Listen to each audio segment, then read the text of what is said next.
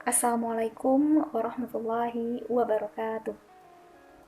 Perkenalkan, nama saya Nahda Ayatillah dari jurusan Ilmu Kelautan. Baiklah, pada kesempatan kali ini saya akan menjelaskan beberapa poin tentang budidaya tambak udang. Tambak udang. Yang pertama, yaitu tentang pembagian tambak udang. Dibagi menjadi beberapa sistem. Ada 4 pembagian sistem tambak udang. Yang pertama itu ialah sistem ekstensif, yang kedua sistem semi-intensif, yang ketiga sistem intensif, dan yang keempat sistem supra-intensif. Nah, apa sih perbedaan antara keempat sistem ini? Yang pertama, sistem tradisional atau ekstensif. Sistem ini selalu mengedepankan yang namanya luas lahan. Berarti dia membutuhkan luas lahan untuk membuat budidaya udang. Selanjutnya, umumnya itu dibangun di tanah, dibuat di tanah, kolom perairannya biasanya tanah, dan di sini dengan kedalaman 30 sampai 60 cm. Dengan ukuran kolam 3 sampai 10 hektar per petak. Maka untuk usaha ini tidak terlalu mahal karena pada budidaya ini tidak memerlukan yang namanya kincir. Lalu untuk oksigennya itu didapat dari mana sih? Nah, oksigennya ini didapat dari luas lahan itu, yaitu dengan memanfaatkan angin dan gelombang. Selanjutnya ialah nutrisi tambahan diperoleh dari nutrisi alami yang ada di kolam tersebut. Selanjutnya untuk padat tebarnya umumnya 3.000 sampai 8.000 ekor per hektar. Selanjutnya adalah sistem semi-intensif. Selanjutnya ialah sistem semi-intensif. Sistem intensif memiliki luas tambak 1 sampai 3 hektar per petak. Berarti ini adalah ukuran yang kecil dibandingkan dengan sistem ekstensif. Karena ukurannya yang kecil ini, maka dibutuhkan yang namanya kincir angin. Kincir angin untuk menyuplai oksigen. Yang kedua ialah sistem semi-intensif. Memiliki luas tambak 1 sampai 3 hektar per petak, memiliki kedalaman kolam 30 sampai 50 cm. Selanjutnya, untuk padat tebar tambak ini cukup besar dibandingkan sistem ekstensif, yaitu sebesar 10.000 sampai 20.000 per hektar. Nah, karena padat tebar dari sistem semi-intensif ini, maka dibutuhkan yang namanya aerobik atau kincir angin untuk menyuplai oksigen bagi si udang-udang. Nah, lalu selanjutnya ialah kolam ini terbuat dari semen yang dasarnya itu lumpur. Selanjutnya ialah sistem intensif. Sistem intensif memiliki luas tambak 0,5 sampai 1 hektar per petaknya. Untuk kolamnya itu terbuat dari tanah dan dilapisi dengan geomembran. Selanjutnya dilengkapi dengan aerobik dan kincir. Namun jumlahnya ini lebih banyak dibandingkan semi-intensif. Kenapa? Karena jumlah padat tebarnya lebih tinggi dibandingkan sistem lainnya. Makanya jumlah kincir yang dibutuhkan semakin tinggi. Untuk kedalamannya diperlukan kedalaman tambak sekitar 1 meter. Oke? Selanjutnya kita masuk ke sistem supra-intensif. Nah, sistem inilah yang dibilang lebih canggih, lebih modern dibandingkan dengan sistem yang lainnya. Oke, kita lihat ciri-cirinya apa. Yang pertama, sistemnya ini hampir sama dengan sistem intensif, tapi ada perbedaan. Perbedaannya apa? Yaitu pada jumlah, yaitu berbedanya pada padat tebar, yaitu memiliki jumlah yang lebih tinggi. Terus selanjutnya, karena padat tebarnya yang tinggi, maka dibutuhkan kincir angin atau aerobik yang semakin tinggi. Maka dari keempat sistem ini yang membedakannya ialah jumlah padat tebarnya, yaitu terletak pada supraintensif yang jumlah padat tebarnya semakin tinggi dan jumlah kincir yang dibutuhkan juga semakin banyak. Bagaimana cara budidaya tambak udang? Oke, mari kita lihat. Jelas? Ini beberapa poin tentang alur ya. Alur mengenai tahapan budidaya udang di tambak. Oke, yang pertama ialah persiapan awal. Persiapan awal ini kita harus mempersiapkan yang namanya pemilihan lokasi. Di pemilihan lokasi ini harus sesuai dengan tata ruang wilayah untuk budidayanya. Harus dekat dengan sumber air, bebas dari banjir, dan infrastrukturnya harus memadai. Oke, selanjutnya pada persiapan awal ini kita juga harus menentukan yang namanya desain, tata letak, dan konstruksi tambak. Nah, ini yang harus kita perhatikan ialah mengenai desain, terus struktur dari tambak itu apa aja sih yang harus dibutuhkan. Oke, selanjutnya yang harus kita tentukan ialah penentuan peta tandon, peta sterilisasi, dan peta pembesaran udang. Nah, peta tandon ini ialah biofilter air untuk memfilter air-air agar bisa digunakan untuk nantinya masuk ke peta sterilisasi untuk sterilisasi air. Nah, selanjutnya dari sterilisasi ini nanti airnya bakal masuk ke peta pembesaran. Nah, seperti itu kira-kira. Terus selanjutnya, proses selanjutnya yaitunya untuk menentukan saluran pembuangan air. Nah, saluran pembuangan air ini sangat berguna untuk sistem budidaya udang di tambak. Oke? Terus selanjutnya ialah persiapan tambak. Persiapan tambak yang harus kita perhatikan ialah persiapan konstruksi tambak dan perbaikan dasar tambak.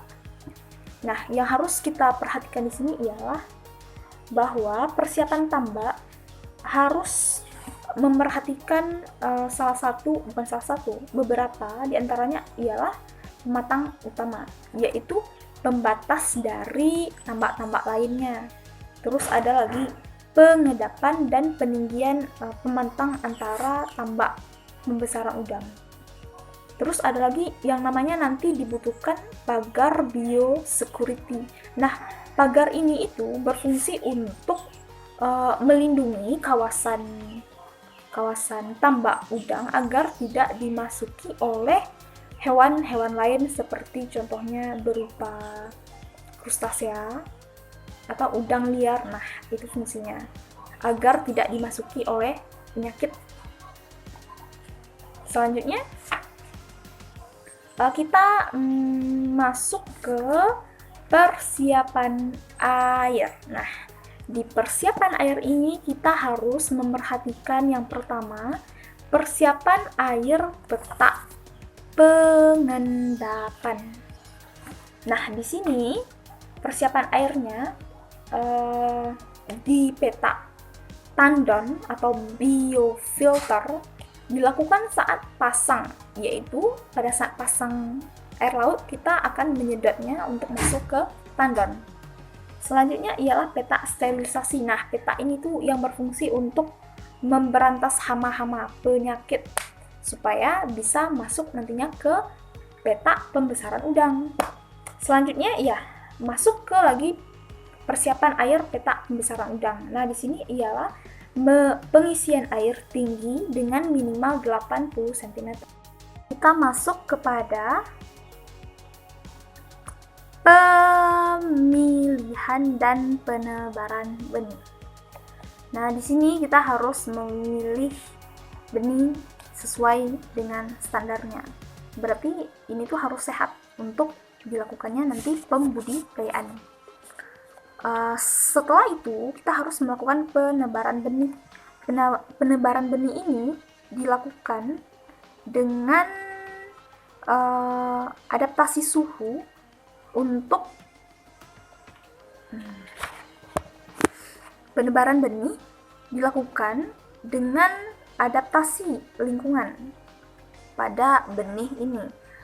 Dapat dilakukan pada pagi hari atau sore hari.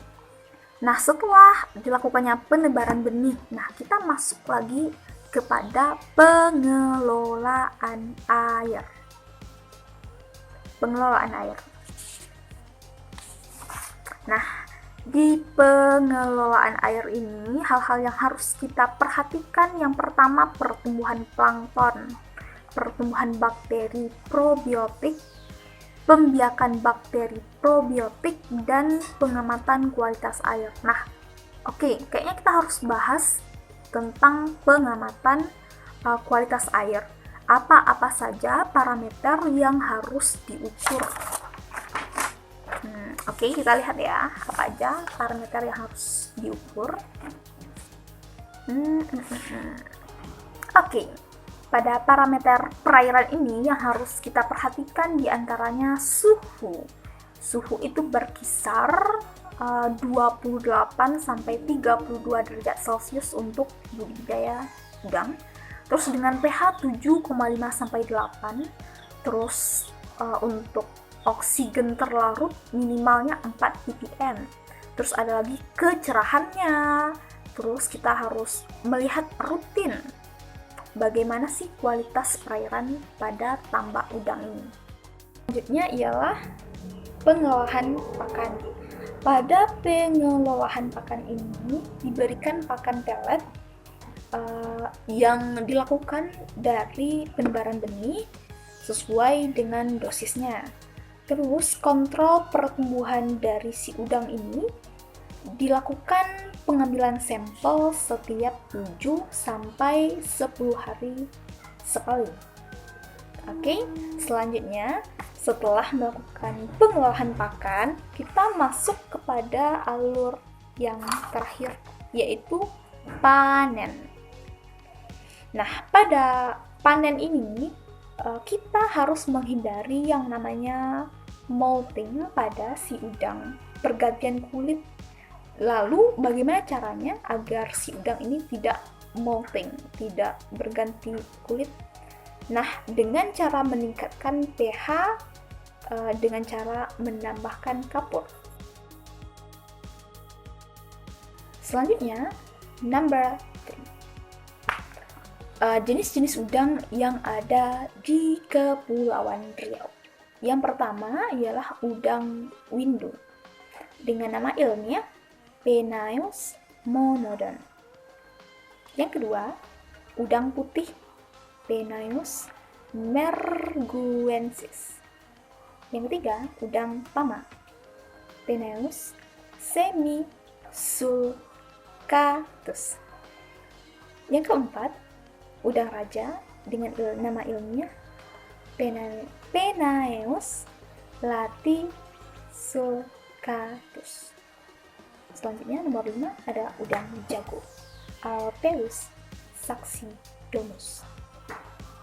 Oke, masuk pada soal nomor 4. Nah, pada soal nomor 4 ini membahas tentang sistem budidaya udang di tambak dengan penerapan best management practice. Oke, dapat kita lihat gambarnya di layar. Seperti apa sih best management practice budidaya udang di tambak? Saya punya gambarnya. Jelas? Mungkin dapat dilihat di layar. Oke. Di sini terdapat beberapa tandon. Mungkin kita mulai dari yang pertama dulu, budidaya udang ini kita harus memiliki pagar biosecurity. Fungsi pagar ini ialah menghalangi berbagai macam hewan lain masuk ke dalam tandon pembesaran udang atau masuk ke wilayah budidaya udang. Selanjutnya ada tandon biofilter. Nah, pada tandon biofilter ini adalah tempat wadah penampungan air. Di sini itu berisi berbagai macam tumbuhan air, contohnya ganggang. Terus juga berisi ikan-ikan kecil pemakan ganggang atau ikan herbivora, dan juga terdapat ikan karnivora. Setelah itu ada lagi yang namanya tandon sterilisasi. Nah, di tandon sterilisasi ini adalah nanti air akan disterilkan supaya apa? Supaya hama-hama berbagai macam bakteri virusnya terbunuh. Nah, tandon sterilisasi ini airnya itu berasal dari tandon biofilter. Air dari tandon biofilter masuk ke tandon sterilisasi. Selanjutnya dari sterilisasi ini air akan masuk nanti ke tambak udang. Nah, di tambak udang inilah nanti akan dilakukannya pembesaran udang. Oke, dari pembesaran udang, air tersebut masuk lewat yang namanya inlet. Inlet itu adalah tempat masuknya air, dan nanti bakal keluar lewat outlet, tempat keluarnya air. Nah, pada proses pergantian air, maka air itu akan dikeluarkan lewat outlet. Dari outlet nanti akan dimasukkan ke dalam tandon pembuangan limbah. Nah, di tandon ini nanti limbah air itu bakal dikumpulkan. Selanjutnya dari tandon pembuangan limbah, sebelum dikeluarkan lewat saluran pembuangan umum, maka harus dilakukan yang namanya biofilter. Nah, biofilter ini berfungsi agar limbah-limbah organik tidak mencemari lingkungan. Nah, di sini ada terdapatnya nanti ikan-ikan kecil sama ikan-ikan karnivora untuk biofilter limbah tersebut. Selanjutnya nomor 5, yaitu tentang ukuran udang. Ukuran udang, oke, dapat kita lihat pada hari pertama didapatkan ukuran udang dalam 1 kg sebanyak 1000 ekor. Pada hari ke-7 didapatkan jumlah udang sebanyak 500 per ekor. Maka dari hari ke hari jumlah berat dari tubuh udang ini meningkat, sehingga diperoleh pada hari penebaran atau pembesaran 140, maka ukuran udang tersebut menjadi 20 ekor per kilogram, sehingga pada panen memperoleh ukuran udang yaitu 50 gram per ekor. Seperti itu. Maka kesimpulan yang dapat kita ambil ialah dalam proses budidaya udang di tambak, kita harus menentukan best management practice agar lingkungan kita terhindar dari pencemaran. Mungkin hanya sekian yang dapat saya sampaikan. Terlebih dan terkurang saya mohon maaf. Wabillahi taufik wal hidayah. Wassalamualaikum warahmatullahi wabarakatuh.